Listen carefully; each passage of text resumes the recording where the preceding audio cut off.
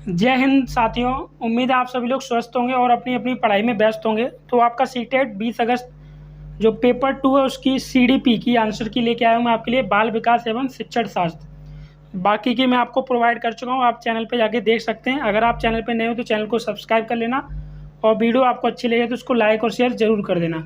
तो चलिए देरी ना करते हुए वीडियो को स्टार्ट। पहला क्वेश्चन दिया, निम्नलिखित कथनों को पढ़िए तथा सही विकल्प का चयन कीजिए।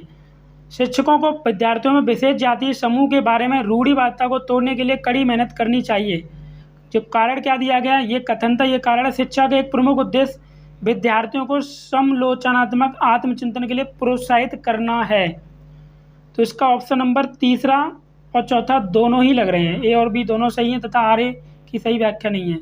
तो दोनों ही ऑप्शन आपके हो सकते हैं, ठीक है। निम्नलिखित में से कौन सा आंतरिक अभिप्रेरणा का उदाहरण है? तो दूसरे का हो जाएगा ऑप्शन नंबर चौथा, ठीक है। ऑप्शन नंबर चौथा हो जाएगा दूसरे का। व्यक्तिगत आनंद के लिए एक वाद्य यंत्र बजाना। तीसरा, निम्नलिखित कथन में विकास के किस सिद्धांत को दर्शाया गया है?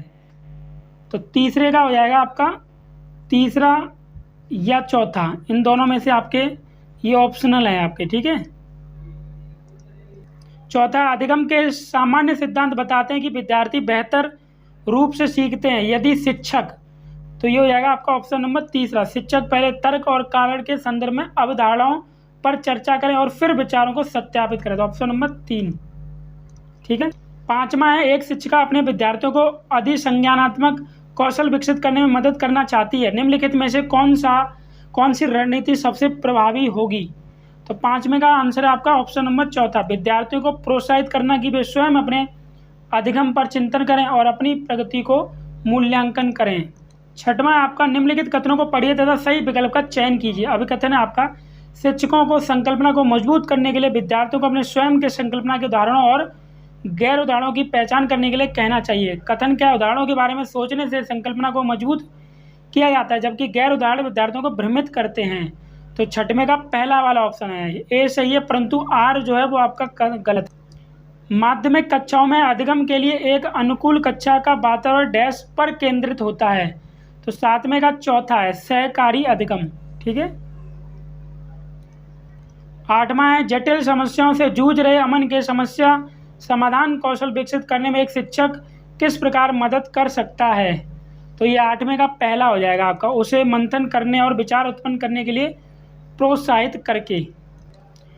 नौवां है, बोध आधारित शिक्षण का अंतर्निहित सिद्धांत यह विश्वास है कि, नौवें का दूसरा आंसर हो जाएगा, ऐसा करने के लिए एक सुविधाजनक वातावरण प्रदान किए जाने पर शिक्षार्थी ज्ञान का निर्माण कर सकते हैं, उसको वातावरण अच्छा मिलेगा तो विद्यार्थी। 10वां है, वह विद्यार्थी जो पठन वैकल्प से जूझ रहे हैं को पढ़ना सिखाया जाता है।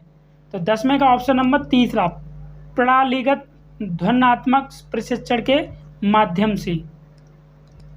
11वां आपका, निम्नलिखित में से कौन सा समूह उन विशिष्टताओं का सही ढंग से उल्लेख करता है जो प्रतिभाशाली विद्यार्थियों और कक्षा में अन्य विद्यार्थियों के बीच आमतौर पर भिन्न होते हैं?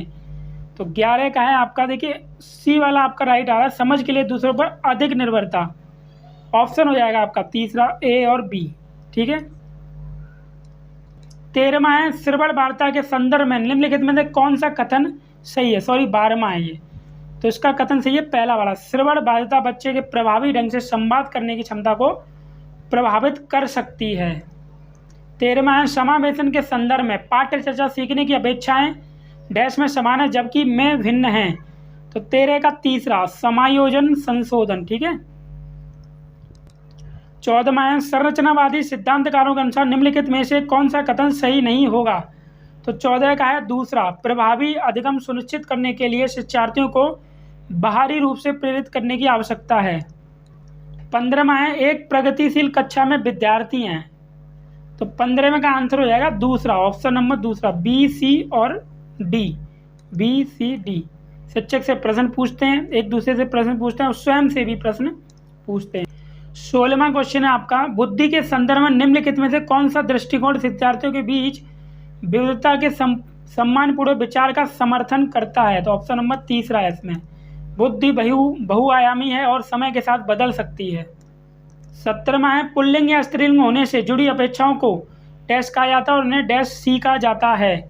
तो तो इसका राइट आंसर है पहला, जेंडर भूमिकाएं बाल अवस्था की सभी अवस्थाओं से लेकर वयस्कता में भी। लॉरेंस कोलबर्ग के सिद्धांत की आलोचना कैरल गिलिगन द्वारा, तो 18वें का पहला वाला ऑप्शन सही है, नैतिक तर्क में लैंगिक भिन्नताओं की अपेक्षा करने के लिए की गई है। ठीक है, निम्नलिखित में से किसे सामान्य बुद्धि की अवधारणा की आलोचना की और बुद्धि का एक वैकल्पिक सिद्धांत प्रस्तावित किया है? 19वें का ऑप्शन नंबर चौथा हो जाएगा, हार्वर्ड गार्डनर। 20वां है, समावेशी शिक्षा में क्या शामिल है? तो समावेशी शिक्षा में आपका व्यक्तिगत अंतरों की पहचान के परिणाम स्वरूप पाठ्य चर्चा में लचीलापन। 21वां है, समलोचनात्मक चिंतन में प्रमाण की क्या भूमिका होती है? इसका आंसर है पहला वाला, प्रमाण का तार्किक और सुनियोजित रूप से मूल्यांकन किया जाना चाहिए।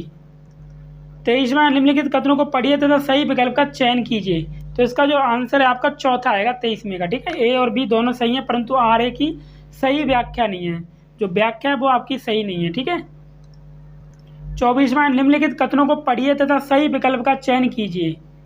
तो 24वें का राइट आंसर हो जाएगा तीसरा वाला, ए और आर दोनों सही हैं तथा आर ए की सही व्याख्या है। 25वां, भाई बहन के रिश्ते या रिश्तों में, तो 25वें का पहला वाला ऑप्शन होगा, माता पिता और साथियों के साथ संबंधों से भिन्न होते हैं और बाल अवस्था में समाजीकरण में महत्वपूर्ण भूमिका निभाते हैं। 26वां है, महारत, निपुणता, लक्ष्य और प्रदर्शन लक्ष्य में क्या अंतर है? तो 26वें का आंसर होगा चौथा वाला, महारत लक्ष्य अपने कौशल और कार्य की समझ में सुधार करने पर केंद्रित होते हैं, जबकि प्रदर्शन लक्ष्य उच्च ग्रेड प्राप्त करने का बाहरी पुरस्कार प्राप्त करने पर केंद्रित होते हैं। 27वां, निम्नलिखित में से कौन से पियाजे के संज्ञानात्मक विकास के सिद्धांत की सीमा है? तो 27 का तीसरा आंसर हो जाएगा, ऑप्शन नंबर तीसरा। 28वां, पियाजे के अनुसार गुणात्मक रूप से 4 विभिन्न अवस्थाएं हैं। तो 28 का तीसरा ऑप्शन है, बच्चों के विकास के सार्वभौमिक पैटर्नों का प्रतिनिधित्व करती है। 29वां है, लेव बायोगोस्की का मानना था कि विकास सीधे सामाजिक संपर्क के परिणाम से होता है। ऑप्शन नंबर तीसरा। निम्न कथन को पढ़िए और बताइए कौन सा ऑप्शन सही है। प्रत्येक वर्षा लता, जो कि कक्षा 7 की शिक्षिका है, उनके क्षेत्रों में करियर पर चर्चा करने के लिए एक महिला गणित प्रोफेसर और एक पुरुष नर्स को अपनी कक्षा में आमंत्रित करती है। तो 30 का आंसर जो होगा आपका ऑप्शन नंबर पहला हो जाएगा, ए सही है, परंतु जो आर है आपका कारण जो दिया गया, रीजन दिया, वो गलत है आपका। ठीक है, तो ये थे आपके कुछ क्वेश्चन जो मैंने आपको बता दिए हैं। तो अगर आपको ये वीडियो अच्छी लगी हो तो प्लीज़ वीडियो को लाइक कर दें और शेयर कर दें अपने दोस्तों के